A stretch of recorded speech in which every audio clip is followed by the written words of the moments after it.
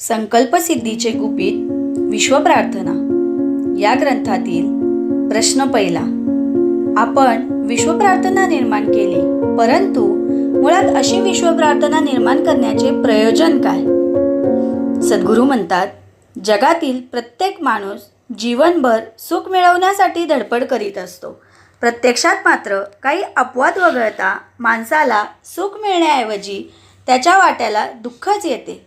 प्रयत्न करूनही सुख मिळत नाही आणि दुःख टाळण्याचा प्रयत्न करून सुद्धा माणसाच्या वाट्याला दुःखच येते.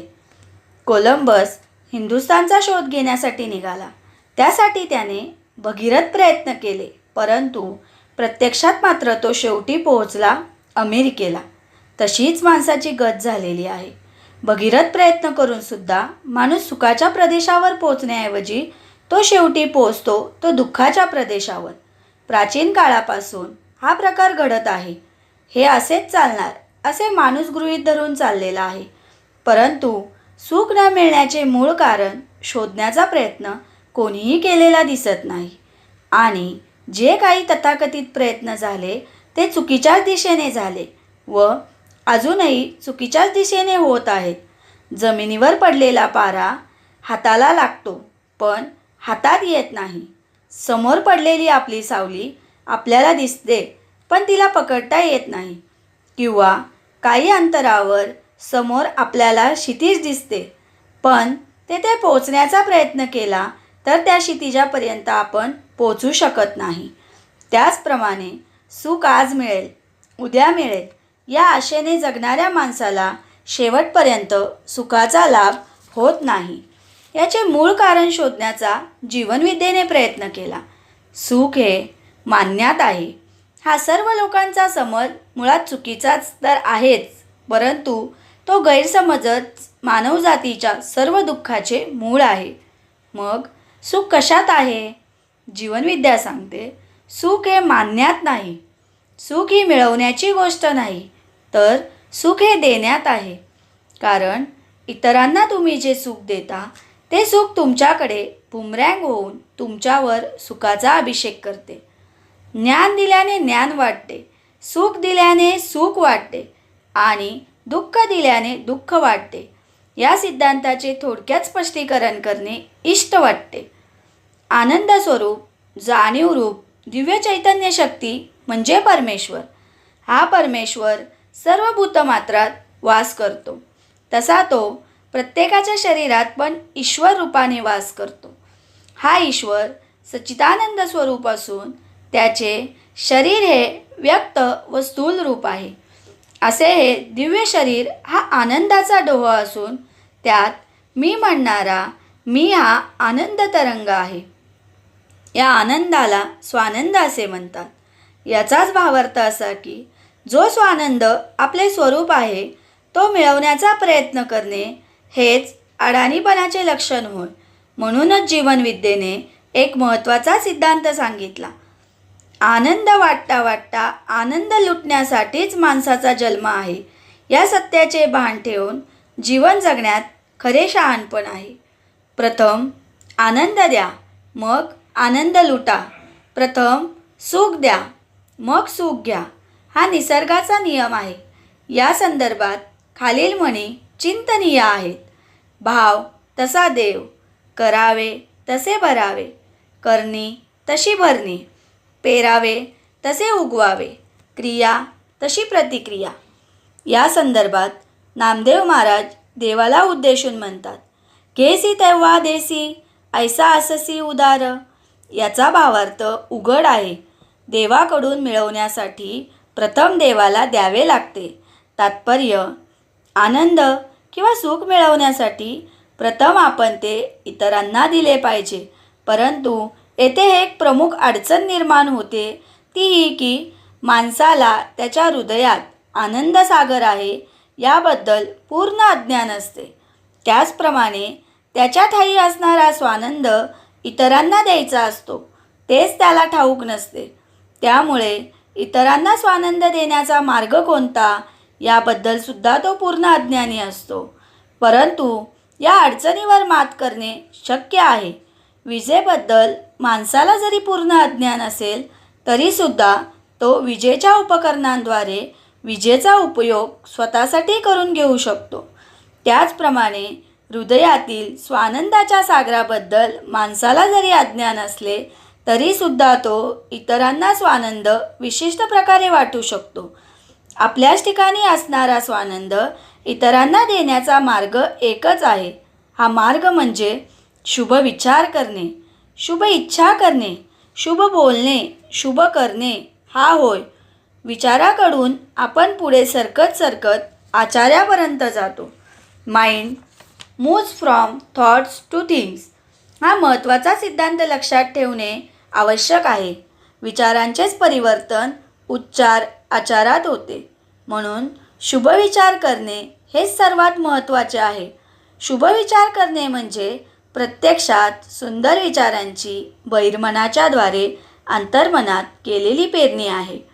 बहिर्मनामध्ये सतत शुभ विचार केल्याने ते शुभ विचार अंतर्मनामध्ये जातात. तेथे मुरतात, मूळ धरतात, तेथूनच पुरतात आणि जीवनात साकार होतात.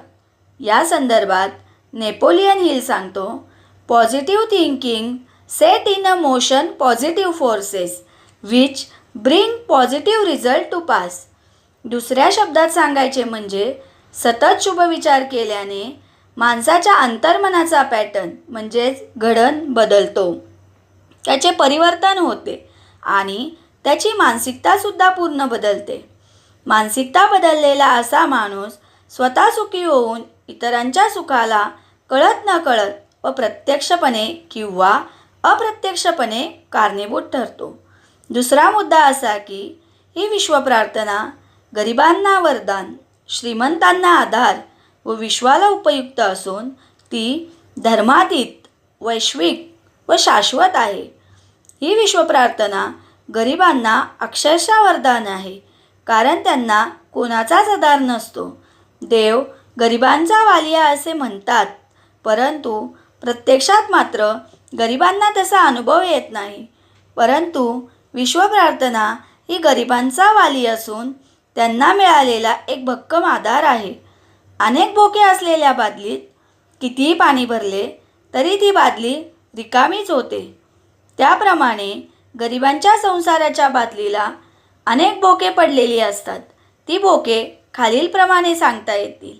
पहिले, दारू, गुटखा, तंबाखू अशी व्यसने.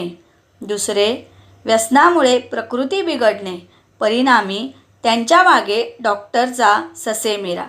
तिसरे, अमर्याद संतती. चौथे, अमर्याद संततीमुळे स्त्रियांची प्रकृती ढासळणे, त्यामुळे डॉक्टर पाचवीला पूजलेला व औषधांचा भयंकर खर्च. पाचवे, अमर्याद संततीमुळे मुलांसाठी शिक्षण, डॉक्टर वगैरे गोष्टींवर भरमसाठ खर्च.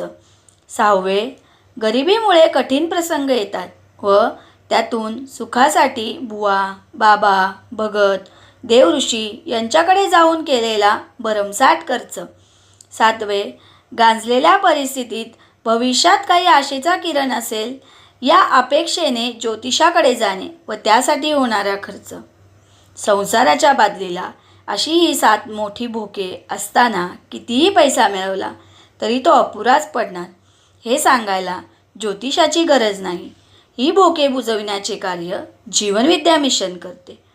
जीवनविद्येमध्ये आलेल्या नामधारकांना जीवनविद्येचे ज्ञान मिळते, चांगली संगत मिळते, विश्वप्रार्थनेची गोडी लागते व त्यांचे विचार करण्याच्या पद्धतीत पूर्ण परिवर्तन होते. रिकामपणी सतत विश्वप्रार्थना केल्याने व चांगल्या लोकांच्या संगतीमुळे नामधारकांच्या सर्व अंधश्रद्धा गळून पडतात. मर्यादित संततीचे महत्त्व कळते, आरोग्य सुधारते, मुले चांगली शिकू लागतात. अनिष्ट व्यसनांच्या तावडीतून सुटका झाल्यामुळे त्याची सांपत्तिक स्थिती सुधारते व जीवनात प्रगती होत जाते. विश्वप्रार्थना ज्याप्रमाणे गरिबांना उपयोगी ठरते त्याचप्रमाणे ती श्रीमंतांनासुद्धा भक्कम आधार होऊ शकते. गरिबीमुळे गरिबांची दुःखे वेगळी असतात, तर श्रीमंतीमुळे श्रीमंतांची दुःखे वेगळी असतात. श्रीमंत होण्यासाठी, पैसा मिळवण्यासाठी व संपत्ती मिळवण्यासाठी त्यांनी जो व्याप वाढविलेला असतो, त्यामुळे ते चिंता, काळजी, भीती व मनस्ताप या गोष्टींनी घेरले जातात. परिणामी त्यांना जीवनात सतत मोठ्या प्रमाणावर ताणतणावांना सामोरे जावे लागते. हा ताणतणाव नष्ट करण्यासाठी विश्वप्रार्थना हा रामबाण उपाय आहे. रिकामपणे विश्वप्रार्थना म्हणण्याचा छंद जर या श्रीमंतांनी जोपासला तर बऱ्याच प्रमाणात ताणतणावातून मुक्त होऊन त्यांना मनशांती लाभेल हे निश्चित. विश्वप्रार्थना ही विश्वाला म्हणजे अखिल मानवजातीला उपयुक्त ठरू शकते. विश्वप्रार्थना ही धर्मातीत, वैश्विक आणि शाश्वत आहे. ती धर्मातीत आहे याचे कारण ती सर्व धर्मातील सर्व लोकांसाठी आहे. ती शाश्वत आहे त्याचे कारण ती निसर्ग नियमांवर अधिष्ठित आहे. आणि ती वैश्विक आहे याचे कारण ती विश्वातील प्रत्येक माणसासाठी उपयुक्त आहे. जगातील प्रत्येक माणसाला सुखी जीवन प्राप्त व्हावे अशी इच्छा असते, परंतु ती प्राप्त करून घेण्यासाठी अचूक मार्ग ज्ञात नसतो. लोकांच्या या अज्ञानाचा धूर्त व लबाड माणसे फायदा घेतात व त्यांना चुकीचे मार्गदर्शन करून स्वतःच्या पोळीवर तूप ओढतात. लोकांच्या अंधश्रद्धेला व त्यांच्या अज्ञानाला धर्म, जात, पंथ, वंश यांच्या नावाखाली खतपाणी घालून ही लबाड मंडळी जनतेमध्ये एकमेकांबद्दल दुरावा व द्वेष निर्माण करतात आणि त्याचा पुरेपूर फायदा स्वतःसाठी करून घेतात. जीवनविद्येने मात्र सुखी होण्याची गुरुकिल्ली लोकांच्या हातात दिलेली आहे. ही गुरुकिल्ली म्हणजे तुम्ही इतरांना जे सुख द्याल ते सुख बुमरँग होऊन तुमच्यावर सुखाचा अभिषेक करेल. इतरांना सुखी करण्याचा अत्यंत सोपा मार्ग म्हणजे विश्वप्रार्थना करणे हा होय. क्रिया तशी प्रतिक्रिया या निसर्ग नियमांप्रमाणे विश्वप्रार्थना करण्याने माणसाच्या मानसिकतेत परिवर्तन घडते. त्याचे इतरांशी संबंध सुधारतात. जीवनाकडे पाहण्याची दृष्टी बदलते. परिणामी तो स्वतः सुखी होऊन इतरांना यथाशक्ती सुखी करण्याचा प्रयत्न करतो. सुंदर विचारांनी भरलेल्या व भारलेल्या विश्वप्रार्थनेचे प्रयोजन हेच आहे. विठ्ठल विठ्ठल. जय सद्गुरू. जय जीवनविद्या.